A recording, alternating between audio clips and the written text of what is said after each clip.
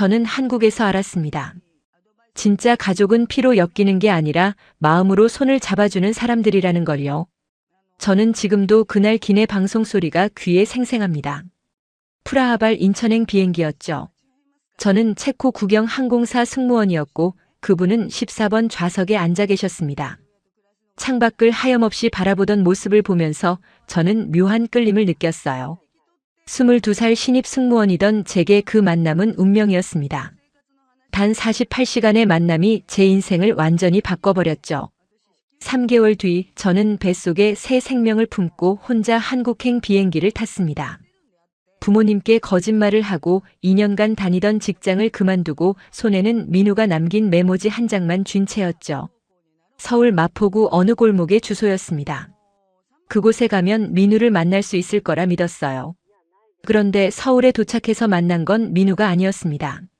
할머니 한 분이 문을 열어주셨고 저를 보자마자 눈물을 흘리셨어요. 민우는 어디 있냐고 물었을 때 할머니가 하신 말씀은 상상도 못했던 것이었습니다. 2달째 집에 안 들어온다고요. 연락도 안 된다고 하셨습니다. 저는 그 순간 세상이 무너져 내리는 것 같았어요. 본 영상은 스토리를 재구성한 이야기입니다. 구독과 좋아요는 구독자님께 행운을 드립니다. 어디서 시청하고 계신지 댓글로 남겨주세요. 저는 카테리나라고 합니다. 체코 프라하에서 태어나 자랐죠. 항공사 승무원으로 일한 지 2년째 되던 해였습니다. 어린 시절부터 비행기를 타고 세계를 누비는 게 꿈이었어요. 하늘 위에서 구름을 보며 살고 싶었습니다. 부모님은 처음엔 반대하셨지만 결국 허락해 주셨죠. 대학을 졸업하고 체코 항공에 입사했을 때 정말 기뻤습니다. 드디어 제 꿈을 이룬 거니까요. 매일 다른 나라로 날아가는 삶이 신났어요. 2023년 가을 프라하 공항에서 인천행 비행기에 탑승했습니다. 그날따라 유난히 승객이 많았어요. 저는 이코노미 클래스를 담당했습니다. 탑승객들이 하나둘 자리에 앉았죠. 안전벨트 확인을 하다가 14번 좌석에 앉은 남자분과 눈이 마주쳤어요. 검은 머리에 단정한 인상이었습니다. 뭔가 피곤해 보이는 표정이었죠. 하지만 눈빛만은 깊었어요. 인사를 건넸더니 어색하게 웃으시더라고요. 한국 사람인 것 같았습니다. 비행기가 이륙했어요. 저는 기내 서비스를 시작했죠. 음료를 나눠주고 승객들을 챙겼습니다. 비행 중간에 14번 좌석을 지나가다가 다시 민우를 봤어요. 여전히 창밖만 바라보고 계셨습니다. 무슨 생각을 그렇게 하시나 싶었죠. 깊은 고민에 빠진 것 같은 얼굴이었어요. 뭔가 무거운 짐을 지고 계신 것 같았습니다. 난 기류를 만났을 때였어요. 기장님이 안내방송을 했죠. 안전벨트를 매라고요. 비행기가 심하게 흔들렸습니다. 승객들이 불안해하기 시작했어요. 민우 옆에 앉은 할머니가 겁을 먹고 소리를 지르셨습니다. 저는 재빨리 달려가서 진정시켜드렸죠. 괜찮으시다고 곧 안정될 거라고 말씀드렸어요. 할머니 손을 잡아드렸습니다. 그런데 민우가 할머니의 다른 손을 꼭 잡아주시며 괜찮다고 말씀하시더라고요. 목소리가 참 따뜻했습니다. 할머니를 안심시키는 모습이 인상적이었어요. 낯선 할머니인데도 가족처럼 대하시더라고요. 비행기가 안정을 찾은 후 민우가 저에게 말을 걸었습니다. 아까 도와주셔서 감사하다고요. 이름이 민우라고 하셨어요. 서울에서 소방관으로 일한다고 했습니다. 왜 프라하에 갔냐고 물었더니 잠깐 쉬러 왔다고만 하셨어요. 더 자세한 이야기는 안 하시더라고요. 그렇게 우리는 조금씩 이야기를 나누기 시작했습니다. 민우는 조용한 분이었어요. 말수가 많지 않았죠. 하지만 할 때마다 진심이 느껴졌습니다. 소방관이라는 직업에 대해 물었어요. 사람들을 구하는 일이라고 했습니다. 위험하지만 보람 있다고요. 눈빛이 반짝였어요. 자기 일에 자부심을 가진 사람의 눈빛이었죠. 11시간의 비행이 끝나갈 무렵 민우가 또 말을 걸었습니다. 서울에 얼마나 머무냐고요. 48시간이라고 했어요. 그럼 시간 되냐고 물으시더라고요. 서울 구경시켜주고 싶다고 하셨습니다. 인천공항에 도착한 건 이른 아침이었습니다. 승무원으로서 48시간 동안 서울에 머물 예정이었죠. 다른 승무원들은 호텔에서 쉬겠다고 했어요. 하지만 저는 달랐습니다. 민우가 공항에서 헤어지기 전에 전화번호를 물었거든요. 처음엔 거절하려 했어요.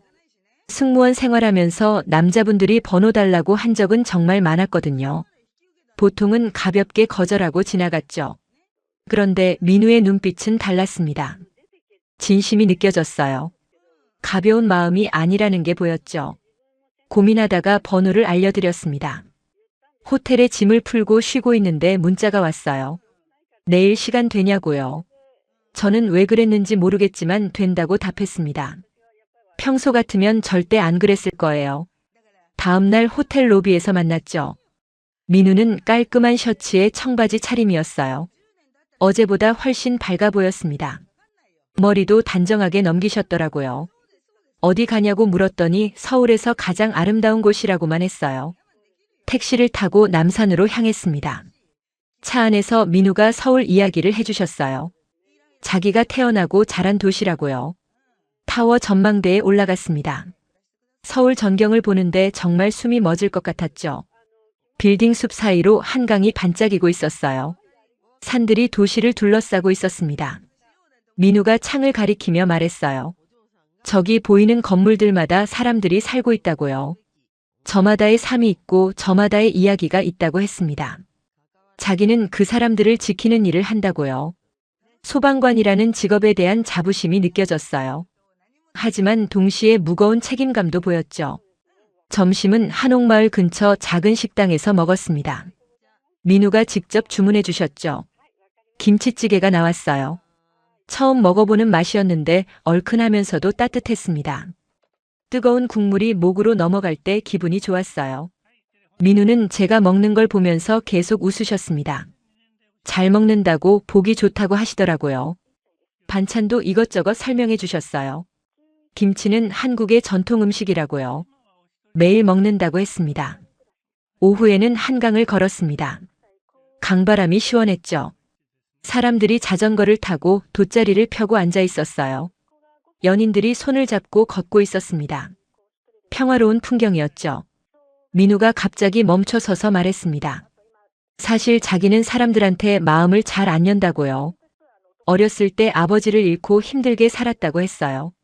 할머니 손에서 자랐다고요. 돈도 없었고 힘들었다고 했습니다. 그래서 누군가에게 의지하는 게 익숙하지 않다고 했죠. 항상 혼자 해결하려고 했다고 해요. 그런데 저를 보니까 뭔가 다르게 느껴진다고 했습니다. 마음이 편해진다고요. 제 심장이 뛰기 시작했어요. 민우의 솔직함이 좋았습니다. 거짓 없이 진심을 말하는 모습이 멋있었죠. 그날 밤 호텔로 돌아왔을 때 저는 행복했습니다. 48시간은 너무 빨리 지나갔습니다. 벌써 프라하로 돌아갈 시간이었어요. 공항으로 가는 리무진 버스 안에서 민우가 제 손을 잡았습니다. 다시 올 수 있냐고 물었죠. 저는 한 달에 한 번은 서울 노선이 있다고 했어요. 스케줄에 따라 다르지만 신청하면 된다고요. 민우가 말했습니다. 기다리겠다고요. 꼭 연락하라고 했어요. 손에 메모지를 쥐어주셨습니다. 서울 주소가 적혀 있었죠. 마포구 어느 골목의 주소였어요. 할머니 집 주소라고 했습니다. 혹시 연락이 안 되면 여기로 찾아오라고요. 꼭 기억하라고 몇 번이나 말씀하셨어요. 공항에서 헤어질 때 민우가 저를 꼭 안아줬습니다. 사람들이 쳐다봤지만 신경 안 쓰셨어요. 조심히 가라고 꼭 연락하라고 몇 번이나 말했습니다. 목소리가 떨리더라고요. 비행기 안에서 저는 계속 그 이틀을 떠올렸죠. 민우의 웃음소리, 따뜻한 손, 진심 어린 눈빛이 계속 생각났습니다. 프라하에 돌아와서도 마찬가지였어요. 일을 하면서도 자꾸 민우 생각이 났죠. 일주일 후 민우한테 문자를 보냈습니다. 잘 지내냐고요. 답장이 바로 왔어요. 보고 싶다고 했습니다. 저도 보고 싶다고 답했어요. 그렇게 우리는 매일 연락했습니다. 시차 때문에 힘들었지만 행복했죠. 민우는 소방서 이야기를 들려줬어요. 오늘은 어떤 출동을 갔는지 누구를 구했는지 말해줬습니다. 화재 현장 이야기도 해주셨어요. 무서웠지만 사람을 구했을 때 보람을 느낀다고요. 저도 비행 이야기를 했죠. 어떤 승객을 만났는지 어떤 나라에 갔는지 이야기했습니다. 파리에 갔다가 암스테르담에 갔다가 왔다고 했어요. 민우는 제 이야기를 재미있게 들었습니다. 한 달 뒤 다시 서울 노선을 신청했어요. 민우한테 간다고 문자를 보냈죠. 민우가 공항까지 마중 나왔습니다. 저를 보자마자 환하게 웃었어요. 또다시 48시간을 함께 보냈습니다. 이번엔 더 특별했어요. 민우의 할머니를 만났거든요. 작은 집이었지만 따뜻했습니다. 박순자 할머니는 저를 보자마자 손을 꼭 잡아주셨어요. 우리 손자가 좋은 사람 만났다고 하시더라고요. 할머니가 직접 만드신 밥을 먹었습니다. 된장찌개에 김치, 나물 반찬들이 가득했어요. 맛이 정말 깊었습니다. 어렸을 때 먹어본 엄마 손맛 같았어요. 할머니는 계속 반찬을 제 앞에 놓아주셨죠. 많이 먹으라고 너무 마른 것 같다고 하셨습니다. 살 좀 쪄야 한다고요. 할머니의 따뜻함에 눈물이 날 뻔했어요. 이런 가족의 따뜻함을 느껴본 적이 오랜만이었거든요. 그날 밤 민우와 한강을 또 걸었습니다. 달빛이 강물에 반짝이고 있었어요. 민우가 말했습니다. 저한테 진심이라고요. 카테리나를 사랑한다고 했습니다.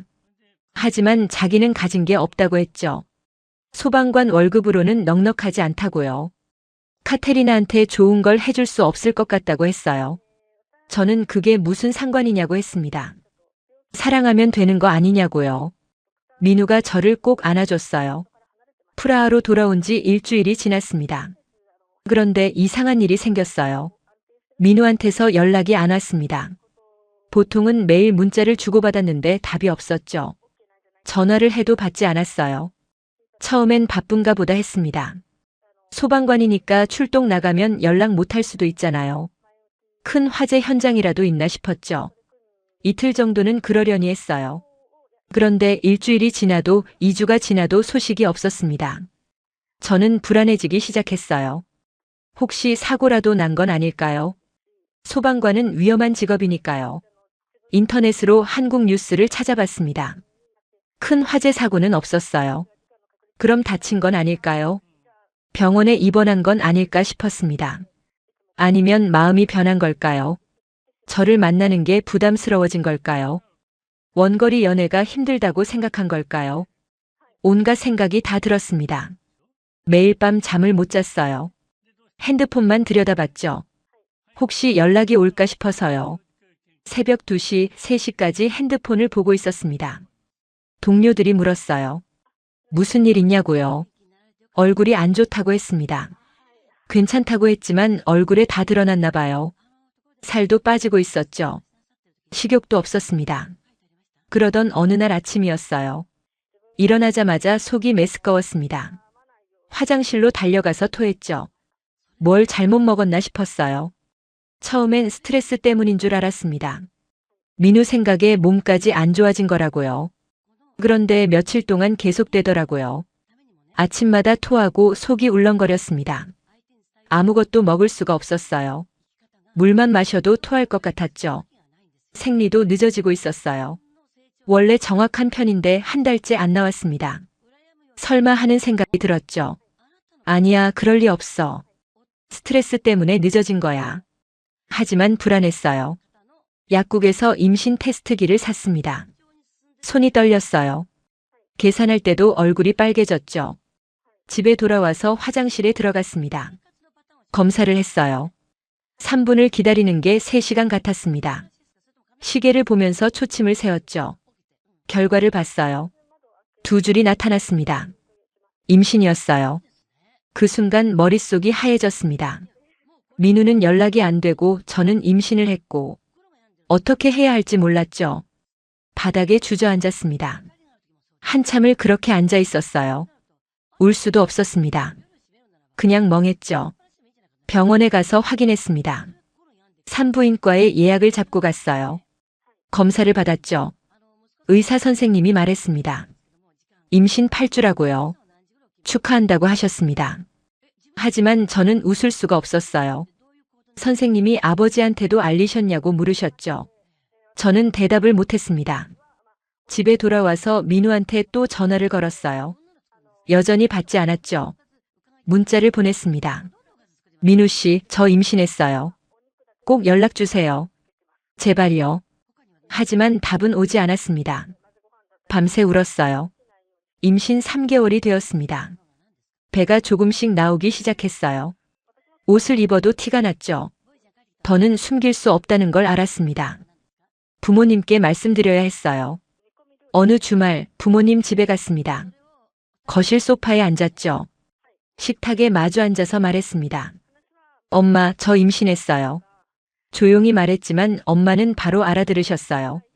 엄마가 깜짝 놀라셨죠. 손에 들고 계시던 찻잔을 떨어뜨릴 뻔했습니다. 뭐라고 임신을 했다고요? 목소리가 떨리시더라고요. 얼굴이 하얘지셨어요. 아빠가 누구냐고 물으셨습니다. 한국 사람이라고 했죠. 소방관이라고요. 비행 중에 만났다고 했습니다.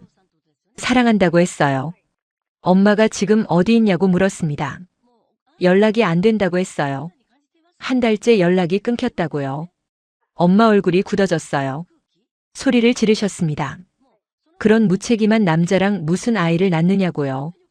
정신이 있냐고 하셨죠. 저는 민우가 그런 사람이 아니라고 했습니다. 분명 이유가 있을 거라고요. 사고가 났거나 무슨 일이 생긴 거라고 했어요. 엄마가 울기 시작하셨습니다. 너를 키우느라 얼마나 힘들었는데 이러냐고 하셨죠. 대학 보냈는데 이게 뭐냐고요.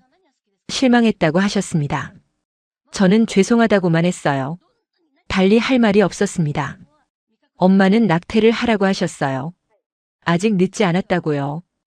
혼자 아이 키우는 게 얼마나 힘든지 안다고 했습니다. 나처럼 고생하지 말라고 하셨죠. 하지만 저는 고개를 저었어요. 이 아이를 지키고 싶다고 했습니다. 엄마와 크게 다퉜어요. 목소리를 높였습니다. 서로 소리를 질렀죠.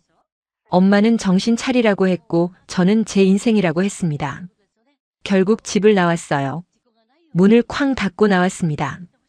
혼자 아파트로 돌아와서 한참을 울었어요. 침대에 누워서 천장만 바라봤죠. 그날 밤 민우가 준 메모지를 꺼냈습니다. 서울 주소가 적혀 있었어요. 마포구 어느 골목의 주소. 할머니 집 주소. 혹시 연락이 안 되면 여기로 찾아오라고 했던 말이 생각났습니다. 결심했어요. 서울로 가야겠다고요. 민우를 직접 만나야겠다고 생각했습니다. 연락이 안 되면 찾아가면 되잖아요. 다음 날 인터넷으로 항공권을 검색했습니다. 가장 빠른 날짜로 예매했어요. 일방통행 티켓이었습니다. 돌아올 생각이 없었어요. 직장에 사표를 냈죠. 상사가 놀랐습니다. 왜 그만두냐고 무슨 일 있냐고 물었어요. 개인 사정이라고만 했습니다. 더 말하고 싶지 않았죠. 동료들이 아쉬워했어요. 함께 일한 지 2년인데 갑자기 그만두니까요. 송별회를 해주겠다고 했지만 거절했습니다. 조용히 떠나고 싶었어요. 짐을 쌌습니다. 큰 가방 하나에 옷가지 몇 벌, 임신 관련 서류들, 민우 사진을 넣었어요. 그게 전부였습니다. 2024년 봄 인천공항에 도착했습니다. 혼자였어요. 무거운 가방을 끌고 입국장을 나왔죠. 사람들이 가족을 마중 나와 있었습니다. 반갑게 인사하고 안아주고 웃고 있었어요. 저는 혼자였습니다. 짐을 찾고 나와서 환전을 했죠. 유로를 원화로 바꿨습니다. 생전 처음 받아보는 한국 돈이었어요. 10,000원짜리, 5,000원짜리 지폐가 낯설었습니다. 공항 밖으로 나왔어요. 택시를 탔습니다. 기사님께 민우가 준 메모지를 보여드렸어요. 서울 마포구 주소였습니다. 한국말을 못하니까 답답했죠. 기사님이 친절하게 웃으며 고개를 끄덕이셨습니다. 알았다는 표시였어요. 차가 출발했습니다. 1시간쯤 달렸어요. 창밖으로 서울 거리가 보였습니다. 높은 빌딩들, 복잡한 도로, 한글 간판들. 민우와 함께 걸었던 곳들이 스쳐 지나갔죠. 남산타워도 멀리 보였어요. 한강도 지나갔습니다. 이젠 혼자 보고 있었어요. 마음이 아팠습니다. 택시가 좁은 골목으로 들어갔어요. 오래된 주택가였죠. 낡은 집들이 다닥다닥 붙어 있었습니다. 골목이 정말 좁았어요. 차 한 대 겨우 지나갈 정도였죠. 여기서 내리시면 된다고 기사님이 말했어요. 택시비를 냈습니다. 얼마인지 잘 모르겠지만 기사님이 가리키는 대로 돈을 드렸어요. 짐을 들고 내렸습니다. 무거운 가방을 끌고 골목을 걸었죠. 돌계단도 있었어요. 가방을 들고 올라가느라 힘들었습니다. 배도 나와 있어서 숨이 찼죠. 메모지의 주소를 확인했습니다. 35번지. 집들을 하나씩 확인하며 찾아갔어요. 31번, 33번 집을 지나쳤습니다. 드디어 35번 집을 찾았어요. 작고 낡은 집이었습니다. 대문도 오래돼 보였죠. 페인트가 벗겨져 있었어요. 하지만 깨끗하게 관리된 느낌이었습니다. 작은 화분들이 대문 앞에 놓여 있었죠. 대문 앞에 서서 한참을 망설였습니다. 초인종을 눌러야 하나? 민우가 있을까? 아니면 할머니만 계실까? 만약 민우가 다른 여자랑 있으면 어떡하지? 온갖 생각이 다 들었어요. 심호흡을 했습니다. 손이 떨렸어요. 용기를 내서 벨을 눌렀습니다. 딩동 소리가 났죠. 잠시 후 안에서 인기척이 들렸습니다. 누군가 나오는 소리가 났어요. 문이 열렸습니다. 할머니가 나오셨어요. 박순자 할머니였죠. 저를 보시더니 눈이 커지셨습니다. 몇 초 동안 그냥 쳐다보시더라고요. 입을 벌리고 계셨어요. 카테리나 아니냐고 물으셨습니다. 떨리는 목소리였어요. 네, 할머니 저예요. 할머니가 저를 끌어안으셨습니다. 세게 안으셨어요. 그리고 우셨습니다. 어깨가 떨리시더라고요. 왜 이제야 왔냐고 얼마나 기다렸냐고 하셨죠. 저도 눈물이 났습니다. 할머니 품에서 한참을 울었어요. 할머니가 제 배를 보셨습니다. 손으로 만져보시더니 또 우셨어요. 저는 민우를 찾아왔다고 했습니다. 민우 어디 있냐고 물었어요. 할머니 표정이 어두워지셨습니다. 안으로 들어오라고 하셨죠. 신발을 벗고 집 안으로 들어갔어요. 좁은 거실이었습니다.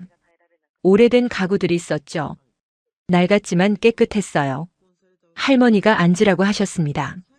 저는 작은 소파에 앉았어요. 쿠션이 푹 꺼졌습니다.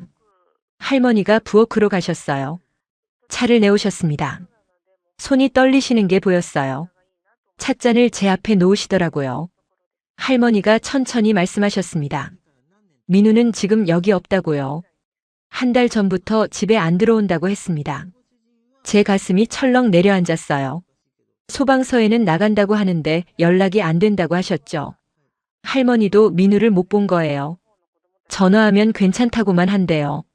할머니는 걱정이 태산 같다고 하셨습니다. 할머니가 계속 말씀하셨어요. 민우 이야기를 해주셨습니다. 민우 아버지는 소방관이었다고 했죠. 18년 전쯤 일이랍니다. 불 끌어갔다가 돌아가셨다고 해요. 건물이 무너지는 사고였대요. 4명이 죽었다고 합니다. 민우 아버지도 그중 한 명이었다고요. 민우가 겨우 10살 때였어요. 엄마는 그 충격으로 집을 나가셨다고 했습니다. 남편을 잃은 슬픔을 견디지 못했다고 해요. 어느 날 갑자기 짐을 싸서 나갔답니다. 민우를 두고요. 그 후로 할머니 혼자 민우를 키우셨죠. 정말 힘들었다고 합니다. 할머니는 시장에서 반찬 장사를 하셨어요. 새벽 4시에 일어나서 반찬을 만들었답니다. 시장에 나가서 하루 종일 팔았다고 해요. 저녁 늦게까지 일하셨대요. 그렇게 해서 민우를 먹이고 입혔다고 합니다. 민우는 공부를 잘했답니다. 성적이 반에서 1등이었대요. 선생님들이 칭찬을 많이 했다고 해요. 대학에 갈 수 있다고 했답니다. 하지만 민우는 대학을 포기했다고 해요. 돈이 없었거든요. 등록금을 마련할 수 없었죠. 할머니가 돈을 마련하려고 했지만 민우가 거절했답니다. 할머니 나이에 더 고생시킬 수 없다고요. 대신 소방학교에 들어갔죠. 소방관이 되겠다고 했습니다. 아버지처럼요. 할머니는 말렸다고 해요.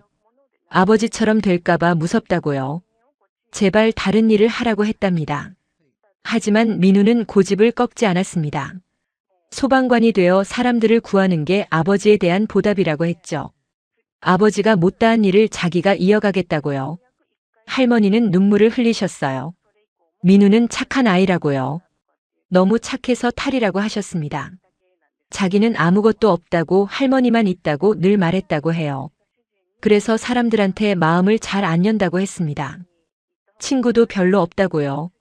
소방서 동료들하고만 지낸다고 했죠. 그런 민우가 카테리나 이야기를 했을 때 할머니는 놀라셨대요. 눈빛이 달랐다고 했죠. 처음으로 누군가를 진심으로 좋아하는 것 같았다고요. 할머니가 저를 보셨습니다. 그런데 카테리나가 체코로 돌아간 후 민우가 달라졌다고 했어요. 밤마다 술을 마셨다고 합니다. 혼자 방에 들어가서 술병을 들고 나왔다고요. 자기는 카테리나한테 어울리지 않는다고, 가진 게 없다고 계속 말했대요. 카테리나는 체코에서 좋은 남자를 만나야 한다고요. 자기 같은 가난한 소방관은 안 된다고 했답니다. 할머니가 아무리 달래도 소용없었다고 했죠. 오히려 더 술을 마셨답니다. 그러다 한 달 전부터 집에 안 들어온다고 했습니다. 어디 있냐고 물으면 괜찮다고만 한대요. 할머니 집에서 머물게 되었습니다. 할머니가 작은 방을 내주셨어요.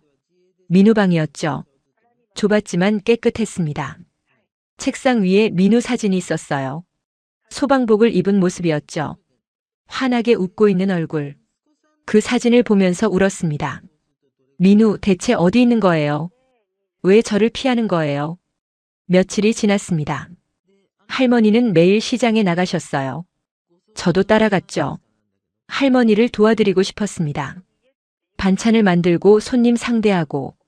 한국말을 잘 못하니까 답답했지만 몸짓으로 했어요. 할머니가 만드는 방법을 보여주셨죠. 김치를 담그고 나물을 무치고 전을 부쳤습니다. 천천히 따라했어요. 시장 사람들이 저를 신기하게 봤습니다. 외국 사람이 여기서 뭐 하냐고요. 할머니가 말씀하셨죠. 우리 손자 며느리라고요. 아기도 배에 있다고 하셨습니다. 사람들이 박수를 쳤어요. 잘했다고, 예쁘다고 했습니다. 축복한다고 했죠. 얼굴이 빨개졌습니다. 아주머니 한 분이 제 손을 잡으셨어요. 민우 착한 애라고, 잘 챙겨주라고 하셨습니다. 눈물이 날 뻔했어요. 어느 날 저녁이었습니다. 시장 일을 마치고 집으로 가는 길이었어요. 할머니와 함께 걷고 있었죠. 장바구니를 들고 골목을 걷는데 누군가 저를 불렀습니다. 카테리나. 그 목소리를 알아봤죠. 민우 목소리였어요. 돌아보니 민우였습니다. 길 건너편에 서 있었어요. 수염이 자라고 얼굴이 야위었습니다. 눈빛은 피곤해 보였어요. 옷도 구겨져 있었죠. 언제 빨았는지 모를 셔츠를 입고 있었습니다. 저는 장바구니를 내려놓고 달려갔어요. 민우 씨! 소리쳤습니다. 차들이 지나갔지만 신경 안 썼어요. 건너편으로 뛰어갔죠. 민우는 뒤로 물러섰습니다. 오지 말라고 손을 내밀었어요. 저는 멈춰섰습니다. 왜 연락 안 했냐고, 왜 피하냐고 물었어요. 목소리가 떨렸죠. 눈물이 났습니다. 민우가 고개를 숙였어요. 목소리가 잠겨 있었습니다. 미안하다고 했어요. 카테리나한테 미안하다고요. 자기는 카테리나를 만날 자격이 없다고 했습니다. 무슨 소리냐고 물었어요. 민우가 말했습니다. 자기는 아무것도 없다고요. 가난한 소방관일 뿐이라고 했죠. 카테리나는 체코에서 좋은 삶을 살 수 있는데 자기 때문에 망치고 싶지 않다고 했습니다. 카테리나한테 줄 수 있는 게 아무것도 없다고요. 큰 집도 없고 좋은 차도 없고 돈도 없다고 했죠. 그 말을 듣고 화가 났어요. 소리쳤습니다. 그런 건 제가 결정할 문제라고요. 민우 씨가 마음대로 결정할 게 아니라고 했어요. 저는 돈이나 집 때문에 민우를 만난 게 아니라고 했습니다. 사랑하기 때문이라고요. 제 손을 잡아 배를 만지게 했어요. 여기 우리 아기가 있다고 말했습니다. 이 아이의 아빠라고요. 민우가 얼어붙었어요. 제 배를 바라보더니 천천히 무릎을 꿇었습니다. 정말이냐고, 정말 아기가 있냐고 물었죠. 목소리가 떨렸어요. 손을 뻗어 제 배를 만졌습니다. 저는 고개를 끄덕였어요. 4개월 됐다고 했습니다. 민우 씨 아기라고요. 민우가 울기 시작했습니다. 어른 남자가 길거리에서 소리내어 우는 모습이었어요. 처음 봤습니다. 사람들이 쳐다봤지만 신경 안 썼어요. 민우는 계속 울었습니다. 미안하다고, 정말 미안하다고 계속 말했어요. 카테리나한테 이렇게 고생시킬 줄 몰랐다고요. 혼자 임신하고 혼자 한국까지 오게 만들었다고 했습니다. 저는 민우를 일으켜 세웠어요. 이제 어떻게 할 거냐고 물었죠. 도망칠 거냐고 아니면 책임질 거냐고 물었습니다. 민우가 저를 안았어요. 세게 안았습니다. 숨이 막힐 정도였죠. 책임지겠다고 했어요. 카테리나와 아기를 지키겠다고요. 절대 다시는 도망 안 치겠다고 했습니다. 평생 곁에 있겠다고요. 할머니가 우리를 보고 계셨습니다. 할머니도 우시고 계셨어요. 그날 밤 할머니 집으로 함께 돌아갔어요. 셋이서 작은 식탁에 둘러앉았습니다. 할머니가 민우를 보시더니 뺨을 때리셨어요. 어디 갔었냐고, 왜 이 착한 애를 혼자 두고 갔냐고 소리치셨죠. 민우는 아무 말도 안 했어요. 그냥 맞았습니다. 고개를 숙이고 있었죠. 할머니가 우셨어요. 한 달 동안 얼마나 걱정했는지 아냐고요. 전화해도 안 받고 찾아가도 없고 매일 밤 잠을 못 잤다고 하셨습니다. 민우도 울었어요. 할머니한테 미안하다고 했습니다. 걱정 끼쳐드려서 죄송하다고요. 저도 울었죠. 셋이서 한참을 울었습니다. 할머니가 일어나서 부엌으로 가셨어요. 밥을 차려주셨습니다. 민우는 며칠 굶은 사람처럼 먹었어요. 할머니가 더 먹으라고 계속 퍼주셨습니다. 반찬도 더 갖다 주셨죠. 국도 더 떠주셨어요. 밥을 먹고 나서 민우가 말했습니다. 솔직히 말하겠다고요. 자기는 겁이 났다고 했어요. 아버지처럼 죽을까봐 무섭다고요. 카테리나와 아기를 남겨두고 죽으면 어떡하나 싶었다고 했죠. 그래서 도망쳤다고 했습니다. 소방서 동료들한테도 말 못하고 할머니한테도 말 못하고 혼자 고시원에서 지냈다고 해요. 매일 술만 마셨다고 했죠. 일도 안 나갔답니다. 소방서에서 연락이 왔지만 무시했대요. 세상이 무너진 것 같았다고 합니다. 민우가 제 손을 잡았어요. 이제는 도망 안 치겠다고요. 아버지가 그랬던 것처럼 가족을 지키는 남자가 되겠다고 했습니다. 용기를 내겠다고요. 저는 민우 손을 꼭 잡았습니다. 같이 하자고 말했어요. 둘이서 함께 하면 된다고요. 소문은 빨리 퍼집니다. 시장 사람들이 다 알게 됐어요. 할머니 손자가 체코 여자랑 아기 만들었다고요. 사람들이 할머니 집으로 찾아왔습니다. 걱정하는 줄 알았는데 아니었어요. 축하한다고 했죠. 아기 옷을 가져온 아주머니도 계셨습니다. 핑크색 작은 옷들이었어요. 남자아이인지 여자아이인지 모르니까 노란색 옷도 가져오셨죠. 분유를 사온 분도 있었습니다. 큰 통으로 2개나 사오셨어요. 기저귀를 가져온 분도 계셨죠. 한 할아버지는 봉투를 주셨습니다. 돈이 들어있었어요. 몇만 원인지 모르겠지만 두툼했습니다. 아기 나면 쓰라고요. 눈물이 났습니다. 이렇게 따뜻한 사람들이 있다는 게 믿기지 않았어요. 체코에서는 이런 걸 느껴본 적이 없었거든요. 이웃들이 이렇게 챙겨주는 거요. 민우 소방서 동료들도 왔습니다. 반장님이라는 분이 민우 어깨를 쳤어요. 잘했다고 남자답게 책임지라고 했죠. 한 달 동안 무단 결근한 거 용서해 주신대요. 다시 나오면 된다고 하셨습니다. 다른 대원들도 축하한다고 했어요. 결혼식은 언제 하냐고 물었습니다. 빨리 해야 한다고들 했죠. 민우가 당황했습니다. 아직 생각 못했다고요. 반장님이 웃으셨어요. 빨리 해야 한다고요. 아기 나오기 전에요. 할머니가 고개를 끄덕이셨습니다.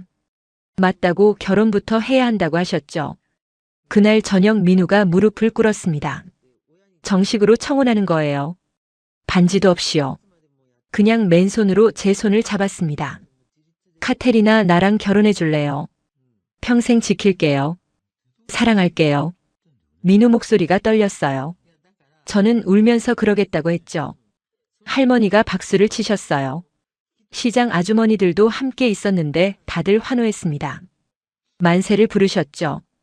이렇게 결혼이 정해졌어요. 준비할 시간은 한 달. 아기가 나오기 전에 해야 했으니까요. 간소하게 하기로 했습니다. 돈도 많지 않았으니까요. 큰 웨딩홀은 못 빌렸어요.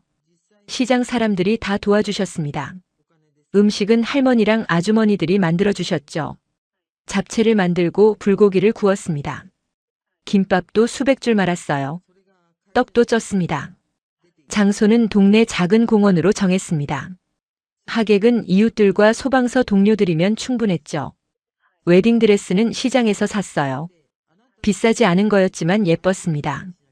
흰색 원피스 스타일이었죠. 배가 나와도 입을 수 있는 거였어요. 민우는 소방서 정복을 입기로 했습니다. 할머니가 정복이 제일 멋있다고 하셨거든요. 결혼식 준비하는 한 달이 정신없이 지나갔습니다. 2024년 여름 결혼식 날이 왔습니다. 날씨가 정말 좋았어요. 맑은 하늘에 구름 한 점 없었죠. 공원에 간단한 무대를 설치했습니다. 꽃으로 장식했어요. 동네 꽃집 아주머니가 공짜로 해주셨습니다. 장미와 백합으로 아치를 만들어 주셨죠. 이웃 할머니들이 아침부터 음식을 날랐습니다. 큰 냄비에 담긴 음식들이었어요. 잡채, 불고기, 김밥, 떡이 가득했습니다. 과일도 준비하셨죠. 수박, 참외, 포도가 산처럼 쌓여 있었어요. 민우는 소방복을 입고 나타났습니다. 정말 멋있었어요. 빨간 줄이 들어간 검은 정복이었죠. 동료들이 박수를 쳤습니다. 휘파람도 불었어요. 저는 드레스를 입고 할머니 손을 잡고 나갔습니다. 아버지가 없으니까 할머니가 대신 걸어주셨어요. 할머니 손이 떨리시더라고요. 사람들이 환호했습니다. 배가 많이 나온 신부였지만 아무도 이상하게 보지 않았어요. 오히려 축복한다고 했죠. 생명을 품고 있는 게 아름답다고요. 가장 축복받은 결혼이라고 했습니다. 사회는 소방서 반장님이 보셨습니다. 간단하게 진행됐어요. 긴 예식은 필요 없었죠. 신랑 신부 입장하고 서로 바라보고 서약했습니다. 민우가 말했어요. 카테리나 평생 지킬게요. 사랑할게요. 우리 아이도 잘 키울게요. 힘들 때 항상 옆에 있을게요. 저도 말했죠. 민우 씨 평생 사랑할게요. 함께 할게요. 어떤 일이 있어도 곁에 있을게요. 반지를 교환했습니다. 민우가 몇 달 동안 모은 돈으로 산 거였어요. 소방관 월급이 많지 않으니까 비싼 건 못 샀대요. 작은 은반지였죠. 하지만 제겐 세상에서 가장 아름다운 반지였습니다. 손가락에 끼워주는 민우 손이 떨렸어요. 입맞춤을 했습니다. 사람들이 박수를 쳤죠. 함성이 터져 나왔어요. 소방대원들이 사이렌을 울렸습니다. 소방차를 가져왔거든요. 빨간 소방차 앞에서 사진을 찍었죠. 할머니가 우셨습니다. 기쁜 눈물이었어요. 민우가 이렇게 가정을 꾸리는 걸 보게 되다니요. 죽기 전에 이런 날을 볼 줄 몰랐다고 하셨습니다. 피로연은 공원에서 그대로 했습니다. 돗자리를 깔고 앉아서 음식을 먹었죠. 아이들이 뛰어다녔어요. 풍선을 가지고 놀았습니다. 할아버지들은 소주를 마셨어요. 건배를 하셨죠. 행복하게 살라고 아이 많이 낳으라고 하셨습니다. 할머니들은 노래를 불렀습니다. 옛날 노래였지만 신났어요. 다 같이 손뼉을 치며 불렀죠. 정말 시끌벅적했습니다. 유럽 결혼식과는 완전히 달랐어요. 격식도 없고 조용하지도 않았죠. 하지만 더 따뜻했습니다. 더 진심이 느껴졌어요. 사람들의 웃음소리가 공원에 가득했습니다. 민우가 제 손을 잡았습니다. 행복하냐고 물었어요. 저는 고개를 끄덕였죠. 정말 행복하다고 했습니다. 이렇게 행복한 적은 처음이라고요. 해가 지고 있었어요. 노을이 아름다웠습니다. 하늘이 주황빛으로 물들었죠. 민우가 제 배를 쓰다듬었어요. 결혼하고 2달 후였습니다. 어느 날 새벽에 진통이 시작됐어요. 새벽 4시였죠. 배가 아팠습니다. 처음엔 배탈인 줄 알았어요. 그런데 점점 심해지더라고요. 민우를 깨웠습니다. 민우가 깜짝 놀라 일어났어요. 119에 전화했습니다. 동료들이 구급차를 몰고 왔죠. 5분도 안 걸렸어요. 병원으로 갔습니다. 할머니도 함께 오셨어요. 옷도 제대로 못 입고 나오셨죠. 진통이 점점 심해졌습니다. 민우가 제 손을 잡아주셨어요. 괜찮다고 잘하고 있다고 계속 말했죠. 숨 쉬는 법도 알려주셨습니다. 10시간이 지났습니다. 힘들었어요. 정말 힘들었죠. 땀이 비 오듯 흘렀습니다. 온몸이 아팠어요. 하지만 민우가 옆에 있었습니다. 할머니도 계셨어요. 그들의 응원 덕분에 버틸 수 있었죠. 드디어 아기가 나왔습니다. 여자아이였어요. 울음소리가 들렸습니다. 세상에서 가장 아름다운 소리였죠. 간호사가 아기를 제 품에 안겨줬어요. 작고 빨간 얼굴이었습니다. 눈을 꼭 감고 있었죠. 손가락이 정말 작았어요. 제 딸, 우리 딸. 눈물이 쏟아졌습니다. 민우도 울고 있었어요. 아기를 보면서 계속 울었죠. 할머니는 기도를 하셨습니다. 감사하다고요. 이름은 지아로 지었습니다. 지혜롭고 아름다운 아이라는 뜻이에요. 할머니가 지어주신 이름이었죠. 밝고 따뜻한 아이로 자라라고요. 지아는 건강하게 자랐습니다. 민우는 육아휴직을 냈어요. 3개월 동안 집에서 아기를 봤죠. 기저귀 갈고 분유 먹이고 재우고 서툴렀지만 열심히 했습니다. 밤에 아기가 울면 민우가 먼저 일어났어요. 제가 힘들까 봐요. 저도 함께 했습니다. 할머니도 도와주셨고요. 셋이서 아기를 키웠습니다. 힘들었지만 행복했어요. 지아가 처음 웃었을 때 민우가 소리쳤습니다. 할머니 카테리나, 우리 지아가 웃어요. 3명이서 아기를 보며 웃었죠. 이런 게 가족이구나 싶었습니다. 피는 안 섞였지만 진짜 가족이었어요. 지아가 2살이 되었을 때 저는 한국어를 공부하기 시작했습니다. 매일 조금씩 배웠어요. 할머니와 민우가 도와줬죠. 어려웠지만 포기하지 않았습니다. 한국에서 살려면 한국어를 해야 했으니까요. 지아가 3살이 되던 해 저는 결심을 했습니다. 다시 일을 하고 싶었어요. 하늘을 날고 싶었습니다. 승무원이 제 꿈이었으니까요. 제주항공에 지원했습니다. 경력직 채용이 있었어요. 체코항공에서 2년 경력이 있다고 했죠. 면접을 봤습니다. 떨렸어요. 한국어도 서툴렀고요. 하지만 최선을 다했습니다. 제 이야기를 솔직하게 했어요. 한국 사람과 결혼했고 아이가 있고 한국에서 살고 싶다고요. 다시 하늘을 날고 싶다고 했습니다. 면접관님이 물었어요. 왜 제주항공이냐고요? 한국 항공사에서 일하고 싶다고 했습니다. 이제 한국이 제 나라니까요. 일주일 후 합격 통지가 왔습니다. 믿을 수가 없었어요. 민우한테 전화했죠. 합격했다고 외쳤습니다. 민우가 기뻐했어요. 축하한다고 했습니다. 할머니도 눈물을 흘리셨어요.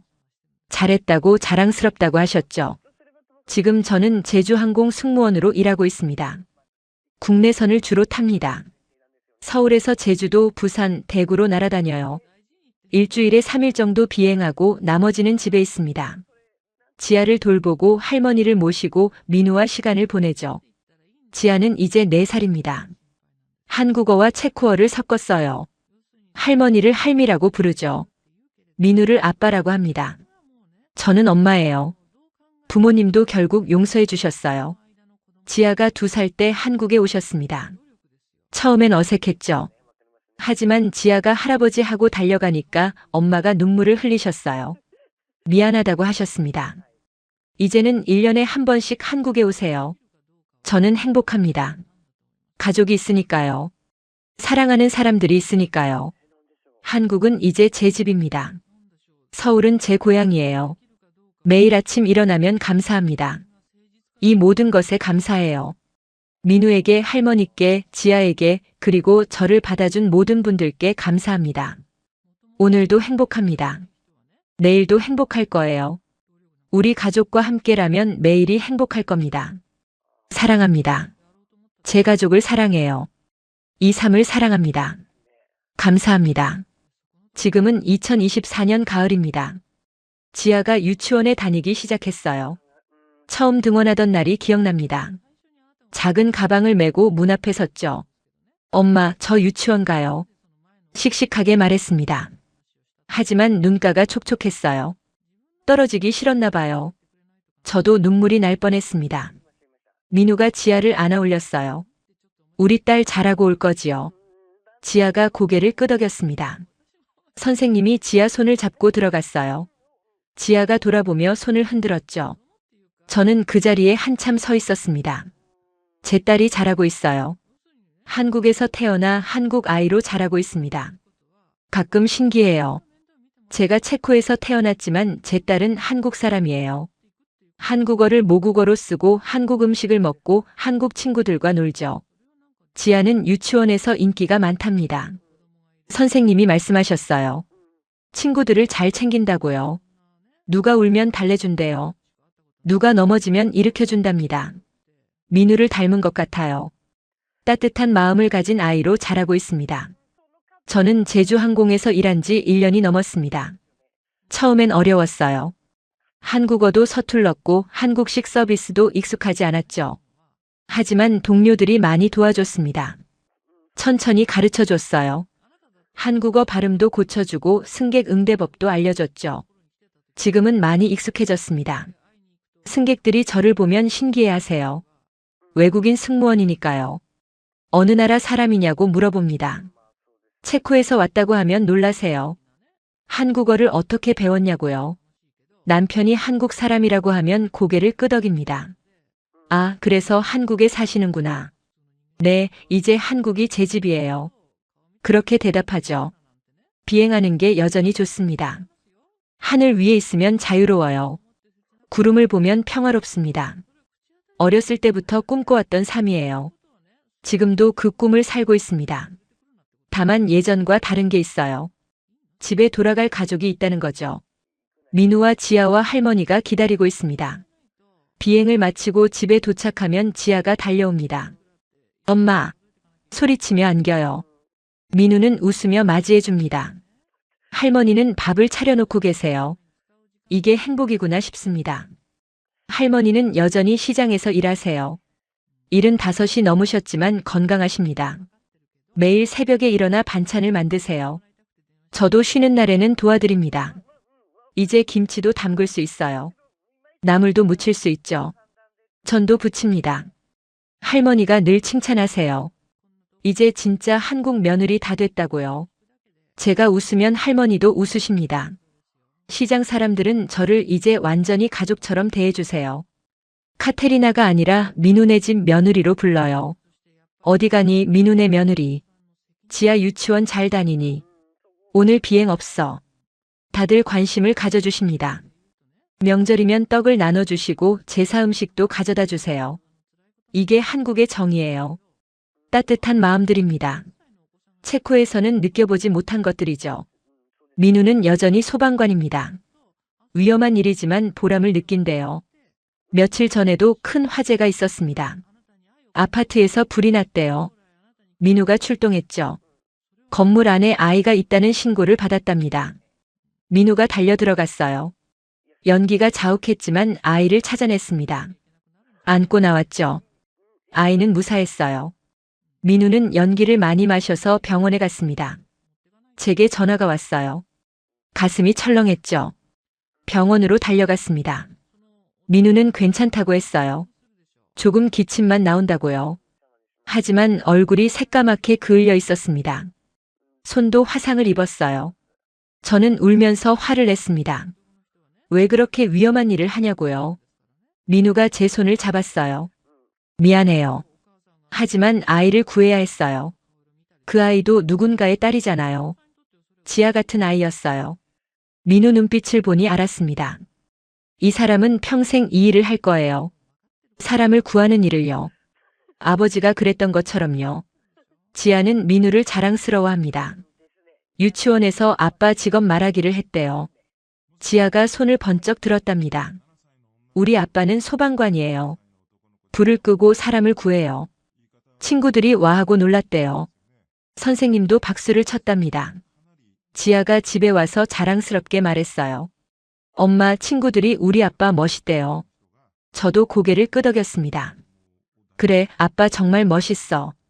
지아가 물었어요. 나도 나중에 소방관 될 수 있어요. 물론이죠. 뭐든 될 수 있어. 지아가 환하게 웃었습니다. 부모님이 다시 한국에 오셨습니다. 이번엔 한 달 동안 머무르신대요. 엄마가 지아를 너무 보고 싶어 하셨거든요. 공항에 마중 나갔습니다. 엄마가 지아를 보자마자 안아 올렸어요.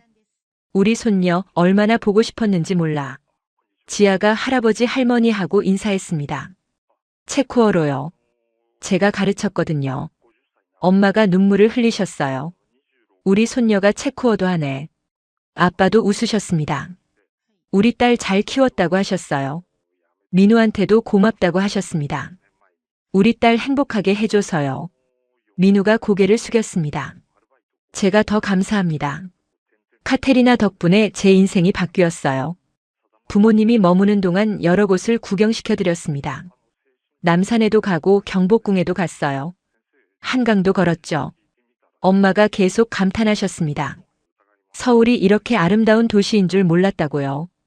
이제 왜 카테리나가 여기 살고 싶어 하는지 알겠다고 하셨습니다. 할머니 집에도 모셨어요.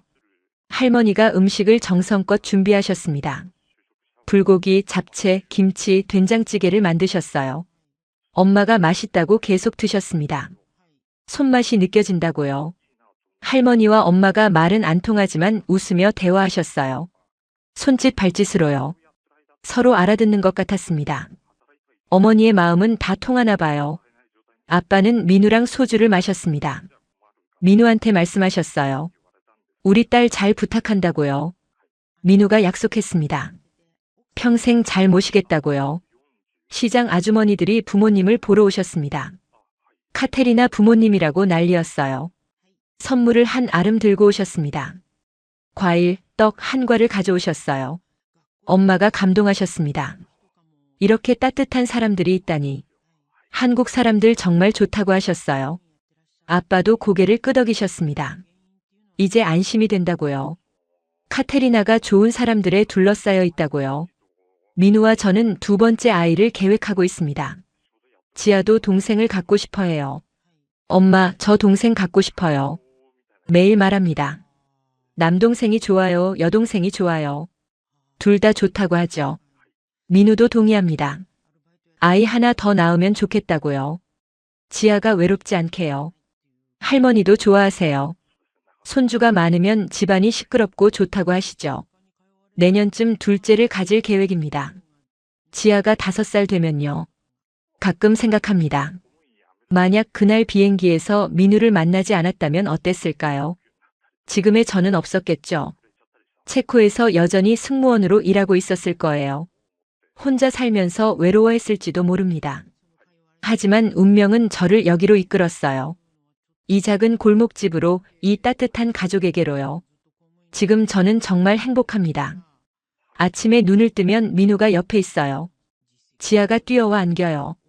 할머니가 부엌에서 밥을 하고 계세요. 이게 제 일상입니다. 평범하지만 특별한 일상이죠. 제주항공 동료들이 물어봅니다. 한국 생활 힘들지 않냐고요. 고향 생각 안 나냐고요. 솔직히 말하면 가끔 그립습니다. 프라하의 거리, 불타바 강 카르교가 그리워요. 체코 음식도 생각나고요. 부모님도 보고 싶고요. 하지만 여기가 제 집이에요. 한국이 제 나라입니다. 지아에게 물어봤어요. 체코 가볼래? 지아가 고개를 저었습니다. 여기가 좋아요. 친구들 있어요. 할머니 있어요. 아빠 있어요. 엄마도 있고요. 그 말을 듣고 울컥했습니다. 맞아, 여기가 우리 집이야. 할머니가 요즘 자주 말씀하세요. 행복하다고요. 민우가 좋은 사람 만나서 행복하다고요. 손녀도 생기고 며느리도 착하고요. 이제 죽어도 여한이 없다고 하십니다. 그 말씀 들으면 가슴이 아파요. 할머니는 오래오래 사셔야 해요. 저희랑 함께요. 할머니가 제 손을 잡으세요. 카테리나 덕분에 이 집이 밝아졌다고요. 너무 고맙다고 하십니다. 아니에요, 할머니. 제가 더 감사해요. 저를 받아주셔서요. 지난주에 특별한 날이 있었습니다. 민우와 결혼한 지 1년이 되는 날이었어요. 민우가 꽃다발을 사왔습니다. 빨간 장미 21송이였어요. 처음 만난 나이가 22살이었다며 웃었죠. 저도 선물을 준비했습니다. 민우 사진들을 모아 앨범을 만들었어요. 처음 만난 날부터 결혼식, 지아 출산까지 모든 순간이 담겨 있었죠. 민우가 한 장 한 장 넘기며 봤습니다. 눈시울이 붉어지더라고요. 고마워요. 이렇게 행복하게 해줘서요. 민우가 말했습니다. 저도 말했죠. 저야말로 고마워요. 저를 사랑해줘서요. 저는 이제 한국어를 꽤 잘합니다. 시장에서 손님들과 농담도 주고받아요. 유치원 선생님과도 대화할 수 있어요. 한글로 편지도 쓸 수 있죠. 지난번에 할머니께 편지를 썼습니다. 사랑한다고 감사하다고요. 할머니가 그 편지를 보고 우셨어요. 너무 고맙다고 하셨습니다. 손녀딸 같다고요. 지아는 매일 자라고 있습니다. 키도 크고 말도 늘고 생각도 깊어져요. 어제는 이런 질문을 했습니다. 엄마는 체코 사람이에요? 한국 사람이에요? 둘 다라고 했어요. 엄마는 체코에서 태어났지만 지금은 한국에서 살아. 그럼 나는 뭐예요? 지아가 물었죠. 너는 한국 사람이야. 하지만 체코 피도 흘러. 둘 다 내 뿌리야. 지아가 고개를 끄덕였습니다. 그럼 나는 특별하네요. 맞아, 넌 특별해.